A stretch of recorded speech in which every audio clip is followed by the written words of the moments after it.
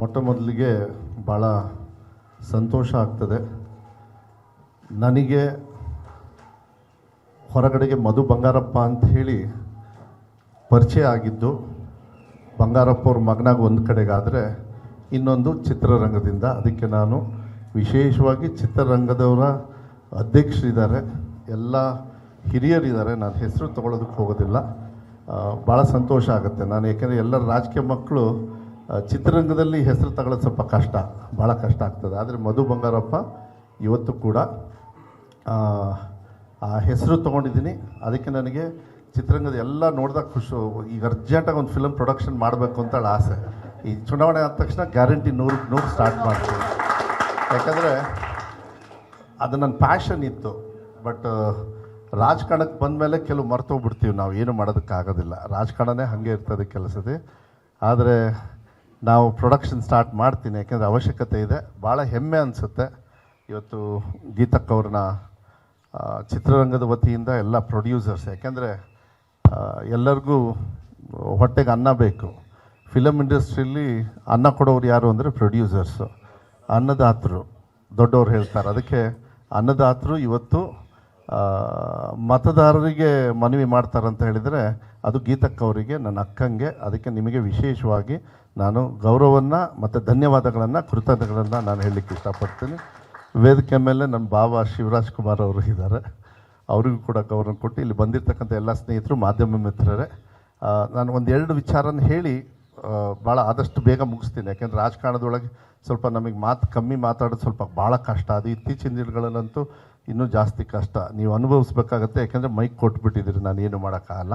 ಆದರೆ ಏನು ಮಾತಾಡ್ತೀನಿ ಸಮಯ ಪ್ರಜ್ಞೆಯಲ್ಲಿ ಭಾಳ ಕಮ್ಮಿಯಲ್ಲಿ ಮಾತಾಡ್ತೀನಿ.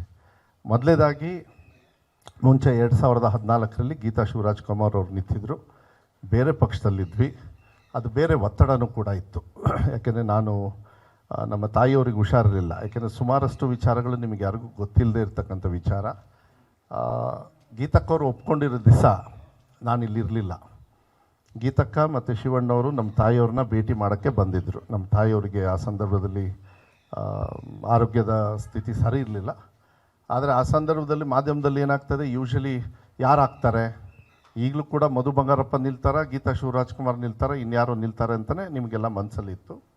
ಆವತ್ತು ಕೂಡ ಇಲ್ಲ ಬಂಗಾರಪ್ಪಾಜಿಯವರ ಮನೆಯವ್ರು ಯಾರು ನಿಲ್ತಾರಾ, ಇಲ್ಲ ನನ್ನ ದೊಡ್ಡಕ್ಕ ನಿಲ್ತಾರಾ, ಇಲ್ಲ ಮಧು ಬಂಗಾರಪ್ಪನೇ ನಿಲ್ತಾರಾ ಅಂತ ಹೇಳಿತ್ತು. ಆ ಸಂದರ್ಭದಲ್ಲಿ ನನಗೆ ಗೊತ್ತಿರಲಿಲ್ಲ. ಶಿವಣ್ಣ ಗೀತಕ್ಕ ಅಮ್ಮನ ಭೇಟಿ ಮಾಡೋಕ್ಕೆ ಬಂದಿದ್ದರು, ಅವ್ರ ಆರೋಗ್ಯನ ವಿಚಾರಿಸೋದಕ್ಕೆ. ಅಮ್ಮ ಕೇಳ್ತಾರೆ ನಮ್ಮ ತಾಯಿಯವರು, ಇಲ್ಲ ಎಲ್ಲರೂ ಪೇಪರಲ್ಲೆಲ್ಲ ಹೆಸರು ಹಾಕ್ತಾಯಿದ್ದಾರೆ, ನಂದು ಹಾಕ್ತಾಯಿದ್ದಾರೆ ಅಂದರೆ ಅಮ್ಮಂದು, ಮತ್ತು ಗೀತಕ್ಕಂದು ಹಾಕ್ತಾಯಿದ್ದಾರೆ, ಮತ್ತು ಮಧುದು ಹಾಕ್ತಾಯಿದ್ದಾರೆ. ಈಗ ಮಧು MLA ಆಗಿದ್ದಾನೆ, ಮತ್ತು ಅವನೇ ನಿಂತ್ಕೊಬಿಡ್ತಾನೆ, ಮತ್ತು ಏನು ಅಂಥೇಳಿ. ಶಿವಣ್ಣ ಗೀತಕ್ಕವರೆಲ್ಲ ಇಲ್ಲ ಏನು ಪರವಾಗಿಲ್ಲ, ಗೀತಕ್ಕ ನಿಲ್ಲಾದ್ರೆ ನಿಲ್ಲಿ. ಅದು it was a fraction of second, it was just fraction of ಸುಮ್ಮನೆ. ಯಾಕೆಂದರೆ ಶಿವಣ್ಣವರಲ್ಲಿ ಆ ಹೃದಯದಲ್ಲಿ ಆ ಕಲ್ಮಶನೇ ಇಲ್ಲ ಶಿವಣ್ಣವರಿಗೆ ಯಾವತ್ತೂ ಕೂಡ. ಯಾಕೆಂದರೆ ಆವಾಗ ಸ್ವಲ್ಪ ಮಾಧ್ಯಮದಲ್ಲಿ ಬೇರೆ ಬೇರೆ ಮಾತುಗಳು ಬಂತು, ಶಿವಣ್ಣವ್ರ ಅಭಿಮಾನಿಗಳಿರ್ಬೋದು, ಬೇರೆಯವರು ಕೂಡ. ಯಾಕೆಂದರೆ ಅಲ್ಲಿಗೆ ನಾನು ಮಾತಾಡೋ ಹಕ್ಕು ನನಗಿರೋದಿಲ್ಲ, ಅದು ಶಿವಣ್ಣವ್ರಿಗೆ ಹಿಂದೆ ಇರ್ತದೆ. ನಾನು ಶಿವಣ್ಣವ್ರವ್ರಿಗೂ ಗೀತಕ್ಕ ಶಿವಣ್ಣ ನನ್ನ ಲೈನ್ ಕ್ರಾಸ್ ಮಾಡೋಕ್ಕಾಗಲ್ಲ ನಾನು ಆ ಕಡೆಗೆ. ಆದರೆ ಅವರು ಆ ಸಂದರ್ಭದಲ್ಲಿ ಒಪ್ಕೊಂಡ್ರು. ನಾನು ಆ ಸಂದರ್ಭದಲ್ಲಿ ಹೇಳಿದೆ ಗೀತಕ್ಕ ಅವರಿಗೆ, ಇಲ್ಲ ಸ್ವಲ್ಪ ಕಷ್ಟ ಇದೆ ಆದರೂ ಕೂಡ ಅಂಥೇಳಿ. ಅವಾಗ ಒಂದು ಮಾತು ಹೇಳಿದರು, ಸೋಲಿಲ್ಲದ ಸರ್ದಾರ ಅಂತ ಹೇಳಿದರು. ಆದರೆ ನಾನು ನೆನ್ಪು ಮಾಡಿಕೆ, ಯಾಕೆಂದರೆ ನಾವು ಯಾವತ್ತೂ ಕೂಡ ಕೆಲವು ವಿಚಾರನ ಮುಚ್ಚುಮರೆ ಮಾಡಬಾರ್ದು. ಬಂಗಾರಪ್ಪಾಜಿಯವರು ಅವ್ರ ಜೀವನದಲ್ಲಿ ಲಾಸ್ಟ್ ಚುನಾವಣೆ ಸೋಲ್ತಾರೆ. ಕಾರಣ ನಾನು ಇಲ್ಲಿ ಚರ್ಚೆ ಮಾಡೋಕ್ಕೆ ಹೋಗಲ್ಲ, ಚುನಾವಣೆ ಅಖಾಡದಲ್ಲಿ ಚರ್ಚೆ ಮಾಡ್ತೀನಿ. ಯಾಕೆಂದರೆ ಮಾಡಬೇಕಾಗ್ತದೆ, ಯಾಕೆಂದರೆ ಈ ವೇದಿಕೆನ ಅದಕ್ಕೆ ಯೂಸ್ ಮಾಡ್ಕೊಳ್ಳೋದಿಲ್ಲ. ಬಂಗಾರಪ್ಪವ್ರನ್ನ ಇವತ್ತು ಮನೆಯಲ್ಲೂ ಕೂಡ ಪಕ್ಷಾತೀತವಾಗಿ, ಜಾತ್ಯತೀತವಾಗಿ ನೆನ್ಪು ಮಾಡ್ಕೊಳ್ತಾರೆ, ಇಡೀ ರಾಜ್ಯದಲ್ಲಿ ನೆನ್ಪು ಮಾಡ್ಕೊಳ್ತಾರೆ. ಇವತ್ತು ಬಂಗಾರಪ್ಪಾಜಿಯವರು ಜೀವಂತವಾಗಿದ್ದಾರೆ ಅಂತ ಹೇಳಿದ್ರೆ ಅವ್ರು ಕೊಟ್ಟಿರ್ತಕ್ಕಂಥ ಕಾರ್ಯಕ್ರಮಗಳಲ್ಲಿ ಇಡೀ ರಾಜ್ಯದಲ್ಲಿ, ಅದು ಫ್ರೀ ಕರೆಂಟು ಪಂಪ್ ಸೆಟ್ಟಲ್ಲಿ ಮೋಸ್ಟ್ಲಿ ನೀವೆಲ್ಲ ತೋಟ ಇದೆ ಅಂದರೆ ಅಲ್ಲಿಗೆ ಫ್ರೀ ಕರೆಂಟ್ ಅಂದರೆ ಅದು ಬಂಗಾರಪ್ಪ ಅವರ ಕೊಡುಗೆ. ಆಶ್ರಯ ಮನೆ ಈ ಥರ ಬೇಕಾದಷ್ಟು ಇದ್ದಾವೆ, ನಾನು ಹೆಚ್ಚು ಚರ್ಚೆ ಮಾಡೋದಕ್ಕೆ ಹೋಗೋದಿಲ್ಲ. ಆ ಸಂದರ್ಭದಲ್ಲಿ ಗೀತಕ್ಕ ನಿಲ್ಲಬೇಕಾಯ್ತು. ಅವಾಗ ಹೇಳಿದ್ಲು ಗೀತಾ, ನಾನು ಹೇಳಿದೆ ಸ್ವಲ್ಪ ಕಷ್ಟ ಆಗುತ್ತೆ, ಯೋಚನೆ ಮಾಡು, ನೀನು ಹಚ್ಕೊಳ್ಳೋಕೆ ಹೋಗಬೇಡ ಅಂತ. ನಮ್ಮ ದೊಡ್ಡಕ್ಕನೂ ಇದ್ದರು ಹಾಲಲ್ಲಿ, ನಾನು ನೀನು ಸುಜಾತಕ್ಕ ಕೂತ್ಕೊಂಡಿದ್ವಿ. ಅವಾಗ ಅವಳು ಒಂದೇ ಮಾತು ಹೇಳಿದ್ಲು, ಮಾಮ ಅಂತೀವಿ ನಮ್ಮ ತಂದೆಯವರಿಗೆ, ಮಾಮನ ಕೊನೆ ಸೋಲ್ಕಿಂತ ದೊಡ್ಡದೆ ನನ್ನ ಸೋಲು ಅಂದ್ಲು. ನಾನೇನು ಹೇಳೋಕ್ಕಾಗಲಿಲ್ಲ. ಸರಿ, ಆ ಕಡೆಗೆ ಬಂದ್ವಿ, ನಿಂತ್ಕೊಂಡ್ವಿ. ಒಳ್ಳೆ ಆಶೀರ್ವಾದ ಮಾಡಿದರು. ಗೆಲ್ಲಕ್ಕಾಗಲಿಲ್ಲ ಚುನಾವಣೆ. ಅದಾದ ಮೇಲೆ ನಾನು ಕೂಡ ಚುನಾವಣೆಯಲ್ಲಿ ನಿಂತೆ. ಮತ್ತು ನಾನು ವಿಧಾನಸಭೆಯಲ್ಲಿ ಸೋತೆ 2019ರಲ್ಲಿ. MP ಎಲೆಕ್ಷನಲ್ಲಿ 2 ಸತಿ ನಿಂತೆ, ಮತ್ತೆ ಸೋಲನ್ನು ಅನುಭವಿಸ್ಬೋದು, ಮತ್ತೆ ಸೋಲು. 8 ಸತಿಯಲ್ಲಿ ಸುಮಾರು ಗೀತಕ್ಕನ ಲೆಕ್ಕ ಸೇರಿದರೆ ನಾನು ಗೆದ್ದಿದ್ದು ಚಿನ್ನಪ್ಪಮ್ಮ 2 ಸತಿ, ಸೋತಿದ್ದು 6 ಸತಿ. ಆದರೆ as A leader Madhu Bangarappa ಇವತ್ತವರೆಗೂ ಸೋತಿಲ್ಲ, ನಾಳೆನೂ ಸೋಲೋದಿಲ್ಲ. ಅದನ್ನು ಮಾತ್ರ ಗ್ಯಾರಂಟಿ. ಯಾಕೆಂದರೆ ಅದನ್ನು ಕಾಪಾಡ್ತಾನೆ. ಚುನಾವಣೆಯಲ್ಲಿ ಮಾತ್ರ ಒಬ್ಬ ಸೋಲ್ತಾನೆ. ಚುನಾವಣೆಯಲ್ಲಿ ಕಾರಣಗಳು ಬೇಕಾದಷ್ಟು ಇರ್ತವೆ. ಈಗ ನಾನು ತಮ್ಮಲ್ಲಿ, ಯಾಕೆಂದರೆ ಅನ್ನದಾತರಿದ್ದಾರೆ, ಅಭಿಮಾನದಿಂದ ಇವತ್ತು ಹೇಳ್ತಾ ಇದ್ದಾರೆ, ಭಾಳ ಗೌರವದಿಂದ ನಡ್ಕೊಳ್ಬೇಕಾಗ್ತದೆ. ಯಾಕೆಂದರೆ ಈ ಮನೆಗೆ ರಾಜ್ಯದಲ್ಲಿರ್ತಕ್ಕಂಥ ಜನರು ಎಷ್ಟು ಪ್ರೀತಿ ಕೊಡ್ತಾರೆ, ಈ ಮನೆಯ ಗೌರವ ಏನು ಅಂಥೇಳಿ ನನಗೆ ಗೊತ್ತಿರೋದ್ರಿಂದ ಈ ಸತಿ ಗೀತಕ್ಕವ್ರನ್ನ ಚುನಾವಣೆಗೆ ನಮ್ಮ ಪಕ್ಷದಿಂದ ನಿಲ್ಲಿಸ್ತಾ ಇರೋದು ಬರೀ ಗೆಲ್ಲಕ್ಕೆ ಮಾತ್ರನೇ ಹೊರತು ಯಾವುದೇ ಕಾರಣಕ್ಕೂ ಸೋಲೋದಕ್ಕಂತೂ ಅಲ್ಲೇ ಅಲ್ಲ. ಅದನ್ನು ನಾನು ಕ್ಲಿಯರಾಗಿ ಹೇಳ್ತೀನಿ. ಯಾಕೆಂದರೆ ನಿಮ್ಮೆಲ್ಲರ ಮನಸ್ಸಲ್ಲಿದೆ ನಾವು ಗೆಲ್ಲೇಬೇಕು. ಅದನ್ನು ನಾನು ಕ್ಲೀನಾಗಿ. ಆಮೇಲೆ ಗೀತಾ ಶಿವರಾಜ್ಕುಮಾರ್ ಅವರು ಶಿವಮೊಗ್ಗ ಧ್ವನಿಯಾಗಿ 100ಕ್ಕೆ 100 ಗೆಲ್ತಾರೆ. ಅದನ್ನು ನೀವು ಬರೆದಿಟ್ಕೊಳ್ಳಿ. ಅದನ್ನು ಯಾವುದೇ ಕಾರಣಕ್ಕೂ ಈ ಸತಿ ಯಾರು ಏನೇ ಬಂದು ಎಷ್ಟೇ ತಿಪ್ಪರ್ಲಾಗ ಹೊಡೆದ್ರೂ ಅವರ ಗೆಲುವನ್ನು ನಿಲ್ಲಿಸೋದಕ್ಕಾಗೋದಿಲ್ಲ. ನಾವು ಅವ್ರನ್ನ ಗೆಲ್ಸ್ಕೊಂಬರ್ತಕ್ಕಂಥ ಜವಾಬ್ದಾರಿಯನ್ನು. ಮತ್ತು ಗೆದ್ದ ಮೇಲೆ ಅವರೇ ಆ ಕ್ಷೇತ್ರವನ್ನು ನೋಡ್ತಾರೆ ಹೊರತು ನಾನು ಮೀಡಿಯೇಟ್ರು ಅಲ್ಲ. ನಿನ್ನೆ ಭಾಷಣ ಮಾಡಿ ಬಂದಿದ್ದೀನಿ ನಮ್ಮ ಲೀಡರ್ಸಿಗೆ. ಯಾಕೆ ಅಂತ ಹೇಳಿದರೆ, ಮಾನ್ಯ ಸುರ್ಜೇವಾಲಾ ಅವರು ಲಾಸ್ಟ್ ಟೈಮು ಶಿವರಾಜ್ಕುಮಾರ್ ಅವರು ಫಸ್ಟ್ ಟೈಮ್ ನನ್ನ ಜೀವನದಲ್ಲಿ ಹೋದ ಚುನಾವಣೆಯಲ್ಲಿ ಅವರು ನನಗೆ ಚುನಾವಣೆಗೆ ಪ್ರಚಾರಕ್ಕೆ ಬಂದಿದ್ದು. ಹೋದ ಸತಿ ನನಗೆ ಗೊತ್ತಿರಲಿಲ್ಲ. ನಾನು ಮನೆ ಒಳಗೆ ಬಂದಿದ್ದೆ, ಅವ್ರು ಹೊರಗಡೆ ಮಾಧ್ಯಮಕ್ಕೆ ಹೇಳಿ ಬಂದುಬಿಟ್ರು, ಇಲ್ಲ ಈ ಸತಿ ಮಧುಗೆ ಮತ್ತು ಭೀಮಣ್ಣ ನಮ್ಮ ತಾಯಿ ತಮ್ಮ ಅವರಿಬ್ರಿಗೂ ನಾನು ಚುನಾವಣೆಗೆ ಹೋಗ್ತಾ ಇದ್ದೀನಿ ಅಂತ ಹೇಳಿಬಿಟ್ರು. ನಾನು ಹೇಳಿರಲಿಲ್ಲ. ಯಾಕೆಂದರೆ ನಾನು ಶಿವಣ್ಣ ಅವ್ರಿಗೆ ಹೇಳಿದೆ. ಯಾಕೆಂದರೆ ಅವರಿಗೆ ಪಕ್ಷಾತೀತವಾಗಿ ಜಾತ್ಯತೀತವಾಗಿ ಅವರ ಅಭಿಮಾನಿಗಳಿದ್ದಾರೆ. BJP ಅವರು ಇರ್ತಾರೆ, JDS ಅವರು ಇರ್ತಾರೆ, ಕಾಂಗ್ರೆಸ್ ಅವರು. ಯಾಕೆಂದರೆ ಅದನ್ನ ನಾವು ಮಿಸ್ಯೂಸ್ ಮಾಡಬಾರ್ದು. ಅದು ನನಗೆ ವೈಯಕ್ತಿಕವಾಗಿ ಆಗಲ್ಲ. ಆದರೆ ಶಿವಣ್ಣವ್ರು ಆಗಲೇ ಅಲ್ಲಿ ಹೇಳಿ ಬಂದುಬಿಟ್ಟಿದ್ರು. ನಾನು ಅಂದ್ಕೊಂಡೆ ಅತ್ಲಾಗ ಅವರೇ ಹೇಳಿರೋದ್ರಿಂದ ನನ್ನ ಪುಣ್ಯ ಭಾಗ್ಯ ಏನು ಮಾಡೋಕ್ಕಾಗಲ್ಲ ಅಂತ. ಅದಾದಮೇಲೆ ನನ್ನ ಒಂದು ಕಾರ್ಯಕ್ರಮಕ್ಕೆ ಬಂದಾಗ ಮಾನ್ಯ ಖಾರ್ಗೆ ಅವ್ರು ಕೇಳಿಕೊಂಡ್ರು. ಖಾರ್ಗೆ ಅವರು ಶಿವಣ್ಣವರೆಲ್ಲ ನಾವೆಲ್ಲ ಅಂಕಲ್ ಅಂತ ಇದ್ವಿ. ಯಾಕೆಂದರೆ ನಮ್ಮ ತಂದೆಯವರು ಮುಖ್ಯಮಂತ್ರಿಗಳಿರಬೇಕಾದ್ರೆ 2 ಕಣ್ಣು, ಖಾರ್ಗೆ ಅವರು ಮತ್ತು ಧರ್ಮಸಿಂಗ್ ಅವರು. ಅದಕ್ಕೆ ಖಾರ್ಗೆ ಅವರು ಅವ್ರಿಗೆ ಕೇಳಿದರು, ಈಗ ಮಧುವ್ರಿಗೆ ಮಾಡ್ತಾ ಇದ್ದೀರಾ, ನೀವೇನಾದ್ರು ಪಕ್ಷಕ್ಕೆ ಮಾಡೋಕ್ಕಾಗತ್ತಾ ಅಂತ. ಇಷ್ಟ ಇರೋರಿಗೆ, ನಿಮಗೆ ಮನಸ್ಸಿಗಿರಲ್ಲ. ಯಾಕೆಂದರೆ ಇವರಿಗೆ ಮಾಡಿ ಅಂತ ಹೇಳೋದಕ್ಕಾಗಲ್ಲ ಶಿವಣ್ಣವರಿಗೆಲ್ಲ. ಆಯಿತು ಮಾಡ್ತೀನಿ ಅಂತೇಳಿ ಜನರಲಾಗಿ ಹೇಳಿದರು. ರಾಹುಲ್ ಗಾಂಧಿ ಅವ್ರ ಜೊತೆಗೆ ತೀರ್ಥಹಳ್ಳಿಲಿ ಸ್ಟೇಜು ಶೇರ್ ಮಾಡಿದರು. ಮಾನ್ಯ ಸಿದ್ದರಾಮಯ್ಯವರು ಇಲ್ಲ ಶಿವಣ್ಣ ನನಗೆ ಬಂದು ಕ್ಯಾಂಪೇನ್ ಮಾಡಿ ಅಂದರು. ಅದೇ ರೀತಿ ಸಾಕಷ್ಟು ಜನರು, ಲಕ್ಷ್ಮೀ ಹೆಬ್ಬಾಳ್ಕರ್ ಇರಲಿ, ಗೋಪಾಲ್ ಕೃಷ್ಣ ಬೇಳೂರವ್ರು ಇರಲಿ, ಭೀಮಣ್ಣವ್ರು ಇರಲಿ, ಆ ಥರ ಬೇಕಾದಷ್ಟು ಜನರಿಗೆ ಅವರ ಒಂದು ಸಹಕಾರದಿಂದ ಇವತ್ತು ನಾನು ಕೂಡ ಗೆದ್ದಿದ್ದೀನಿ ಅಂದರೆ ಶಿವಣ್ಣವ್ರ ಸಹಕಾರದಿಂದ ಅಂತ ಹೇಳಿದರೆ, ನಮ್ಮ ಭಾವ ಅವರು ಶಿವರಾಜ್ಕುಮಾರ್ ಅವರಿಂದ ಅಂತ ಹೇಳಿದರೆ ತಪ್ಪಾಗಲಾರ್ದು. ಆ ಸಂದರ್ಭದಲ್ಲಿ ಗೀತಕ್ಕನು ಬಂದರು. ಅವರು ಕೂಡ ಚುನಾವಣೆಯಲ್ಲಿ ಎಲ್ಲ ಪ್ರಚಾರ ಮಾಡಿ ಎಲ್ಲ ಮಾಡಿದರು. ಆದರೆ ಈ ಸತಿ ಚುನಾವಣೆಗೆ ನಿಲ್ತಾ ಇರೋದು ಅವರು ಜನಪ್ರತಿನಿಧಿಯಾಗಿ. ಬಂಗಾರಪ್ಪಾಜಿಯವರು ಆದಮೇಲೆ ಶಿವಮೊಗ್ಗ ಜಿಲ್ಲೆಯಲ್ಲಿ ನಮಗೆ ಒಳ್ಳೆ ಪ್ರತಿನಿಧಿ ಬೇಕಾಗಿತ್ತು.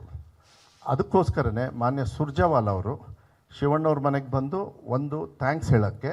ಏಕೆಂದರೆ ನಮ್ಮ ಸರ್ಕಾರ ಬಂದ ಮೇಲೆ ನೀವೆಲ್ಲ ಸಹಕಾರ ಮಾಡಿದ್ರಿ, ತುಂಬ ಪ್ರಚಾರ ಮಾಡಿದ್ರಿ, ಅದಕ್ಕೆ ಧನ್ಯವಾದಗಳು ಅಂಥೇಳಿ ಮಾನ್ಯ ಸುರ್ಜೇವಾಲಾ ಅವರು ನಮ್ಮ ಉಸ್ತುವಾರಿಗಳು ಬಂದಿದ್ದರು. ಮನೆಗೆ ಬಂದು ಅವರಿಬ್ಬರಿಗೂ ಥ್ಯಾಂಕ್ಸ್ ಹೇಳಿ ಮತ್ತು ಅವರಿಗೆ ಮನವಿ ಮಾಡಿದರು. ನಮ್ಮ ಕಡೆಯಿಂದ ಗೀತಾ ಶಿವರಾಜ್ಕುಮಾರ್ ಅವ್ರನ್ನೇ ನಾನು ನಿಲ್ಲಿಸ್ಬೇಕಂತ ಇದ್ದೀವಿ. ನಮ್ಮ ತೀರ್ಮಾನವೂ ಕೂಡ ಆಗಿದೆ. ದಯವಿಟ್ಟು ನೀವೇನು ಹೇಳ್ತೀರಿ ಮಧುವರಿಗೆ ಹೇಳಿ ಕಳಿಸಿ ಅಂತ ನಾವು ಚರ್ಚೆ ಮಾಡಿದ್ವಿ. ಎಲ್ಲ ಆಯಿತು. ಪಕ್ಷ ಅನೌನ್ಸ್ ಮಾಡಲಿ, ನಾವು ಕೇಳೋದು ಬೇಡ. ಯಾಕೆಂದರೆ ಅನೌನ್ಸ್ ಮಾಡಿದ್ಮೇಲೆ ಆಯಿತು ಅಂತ. ಏಕೆಂದರೆ ಗೀತಕ್ಕವರು ಶಿವಣ್ಣವರೇ ಹೇಳ್ತಾರೆ ಏನಂದರೆ, ಫಸ್ಟು ಅವಳು ಬಂಗಾರಪ್ಪವ್ರ ಮಗಳು, ಅವಳೊಂಥರ ಮಗನೇ ಆ್ಯಕ್ಚುಲಿ. ಹಂಗೆ ನೋಡಿದ್ರೆ ನಾನು ಅವಳು ಭಾಳ ಇದರಲ್ಲೇ ಬಂದಿರೋದು, ನಾವೆಲ್ಲ ಬೆಳೆದಿರೋ ರೀತಿ ನೋಡಿದ್ರೆ ಅವಳು ಒಂಥರ ಆ ರೀತಿಯಲ್ಲೇ. ಸೊ ಬಂಗಾರಪ್ಪವ್ರ ಮಗಳಿರೋದ್ರಿಂದ ಅವ್ರು ಬಂದು ಕೇಳಿದ್ದಾರೆ, ಈ ಪಕ್ಷದಿಂದ ನಿಲ್ಲಿಸಿದ್ದಾರೆ. ನಾನು ಒಂದು ವಿಶ್ವಾಸವನ್ನು ಪ್ರೊಡ್ಯೂಸರು ಅನ್ನದಾತರಿಗೆ ನಾನು ವಿಶ್ವಾಸ ಕೊಡಲಿಕ್ಕೆ ಇಷ್ಟಪಡ್ತೀನಿ. ಏನು ರಾಜಕಾರಣದೊಳಗೆ ಗೆದ್ದಾದಮೇಲೆ ಜನರ ಸೇವೆ ಏನು ಮಾಡಬೇಕು ಅದನ್ನು 100ಕ್ಕೆ 100 ನಿಮ್ಮ ಅಭಿಮಾನ, ನಿಮ್ಮ ವಿಶ್ವಾಸ ಏನಿವತ್ತು ಗೀತಕ್ಕವರಿಗೆ ಆ ಬೆಂಬಲವನ್ನು ಸೂಚಿಸಿದಿರಿ, ನಿಮಗೆ 100ಕ್ಕೆ 100 ಅವರು ಒಳ್ಳೆ ಜನಪ್ರತಿನಿಧಿಯಾಗಿ ನಿಮ್ಮ ವಿಶ್ವಾಸ ಮತ್ತು ಗೌರವವನ್ನು ಉಳಿಸ್ತಕ್ಕಂಥ ಕೆಲಸವನ್ನು ಸಂಸದರಾಗಿ ಜೂನ್ 4ನೇ ತಾರೀಕು ಗೆದ್ದು ಆ ಕೆಲಸವನ್ನು 100ಕ್ಕೆ 100 ಮಾಡ್ತಾರೆ. ಆ ವಿಶ್ವಾಸವನ್ನು ನಾವು ತಗೊಳ್ತೀವಿ. ನಾನೊಬ್ಬ ಸಚಿವನಾಗಿ, ಯಾಕೆಂದರೆ ನಾನು ಇಲ್ಲಿ ನಿಂತ್ಕೊಂಡಿದ್ದೀನಿ ಅಂದರೆ ಶಿಕ್ಷಣ ಸಚಿವ, ಇಡೀ ರಾಜ್ಯದಲ್ಲಿ ಭಾಳ ದೊಡ್ಡ ಇಲಾಖೆ ನಂದು. ಸುಮಾರು 76,000 ಶಾಲೆ ಬರುತ್ತೆ. ನಾನು ಫಸ್ಟ್ ಟೈಮ್ ಮಿನಿಸ್ಟ್ರು. ಈಗ 9 ತಿಂಗಳು ಮಾತ್ರ ಆಗಿದೆ ನಾನು ಮಿನಿಸ್ಟ್ರ್ ಆಗಿ, 9 ತಿಂಗಳು 10 ತಿಂಗಳು ಆಗ್ತಾ ಬಂತು. 76,000 ಶಾಲೆಗಳಿದ್ದಾವೆ. 1,20,00,000 ಮಕ್ಕಳು ನನ್ನ ಇಲಾಖೆಯಲ್ಲಿ ಓದ್ತಾ ಇದ್ದಾರೆ. ಬರೀ 4 ಲಕ್ಷ ಸರ್ಕಾರಿ ನೌಕರಿದ್ದಾರೆ. ಸರ್ಕಾರನ 3 ಭಾಗ ಮಾಡಿದರೆ 1 ಭಾಗ ನಂದು. 37,000 ಕೋಟಿ ಖರ್ಚು ಮಾಡ್ತಾಯಿದ್ವಿ ಹೋದ ವರ್ಷ. ಈ ಸತಿ ಮಾನ್ಯ ಸಿದ್ದರಾಮಯ್ಯ ಅವರು 44,417 ಕೋಟಿ ನನ್ನ ಇಲಾಖೆಗೆ ಹೈಯೆಸ್ಟ್ ದುಡ್ಡು ಕೊಟ್ಟು ವಿಶ್ವಾಸವನ್ನು ಇಟ್ಟು ಕೆಲಸ ಮಾಡ್ತಾರೆ. ಅದು ನನಗೆ ಭಾಳ ಹೆಮ್ಮೆ ಅನಿಸುತ್ತೆ, ಖುಷಿ ಅನಿಸುತ್ತೆ. ನನ್ನ ಗೆಲುವು ಸಂದರ್ಭದಲ್ಲೂ ಕೂಡ ಗೀತಕ್ಕ ಬಂದು ನೀನಾಗಲೇ ಮಿನಿಸ್ಟ್ರ್ ಆಗಿದೆಯಾ, ಇಂಥದ್ದನ್ನ ಅನುಷ್ಠಾನ ಮಾಡು ಅಂಥೇಳಿ ನಾನು ಗೆದ್ದಿರೋ ದಿವಸನೇ ನಾನು ಮಿನಿಸ್ಟ್ರ್ ಆದಮೇಲೆ ಅವತ್ತೇ ವೇದಿಕೆ ಮೇಲೆ ಹೇಳಿದ್ದೆ. ಅವಳು ಹೇಳಿದ್ದನ್ನ ಈಗಾಗಲೇ ಅನುಷ್ಠಾನ ಮಾಡಿಬಿಟ್ಟಿದ್ದೀನಿ. ಇಬ್ಬರು ಅಕ್ಕನೂ ಒಂದೊಂದು ಕೇಳ್ಕೊಂಡಿದ್ರು. ಅವರಿಬ್ಬರದು ಕೂಡ ಅವ್ರು ಏನಂದರೆ ಅರ್ಥ ನಾನು ಯಾಕೆ ಹೇಳ್ತಾ ಇದ್ದೀನಿ ಅಂದರೆ, ಗೆಲ್ಲೋದು ಸೋಲೋದು ಅಧಿಕಾರ ಬರುತ್ತೆ ಹೋಗುತ್ತೆ ಎಲ್ಲ. ಅಧಿಕಾರ ಸಿಕ್ಕಾಗ ಸೇವೆ ಮಾಡಬೇಕು ಅನ್ನೋದು ಮನೋಭಾವನೆ ಇರಬೇಕಾಗತ್ತೆ. ಅಧಿಕಾರ ತಗೊಂಡು ದುರಹಂಕಾರದಿಂದ ಇರ್ತಕ್ಕಂಥದ್ದಲ್ಲ, ಇಲ್ಲ ಬೇರೆ ಬೇರೆ ಹಾದಿಗೆ ಹೋಗ್ತಕ್ಕಂಥದ್ದಲ್ಲ. ಅದನ್ನು ನಾನು ವಿಶ್ವಾಸ ಕೊಡ್ತೀನಿ. ಏಕೆಂದರೆ ನನಗೆ ತುಂಬ ಗೊತ್ತು. ಏಕೆಂದರೆ ಗೀತಕ್ಕವರು ಶಿವರಾಜ್ ಕುಮಾರ್ ಅವರ ಧರ್ಮಪತ್ನಿ.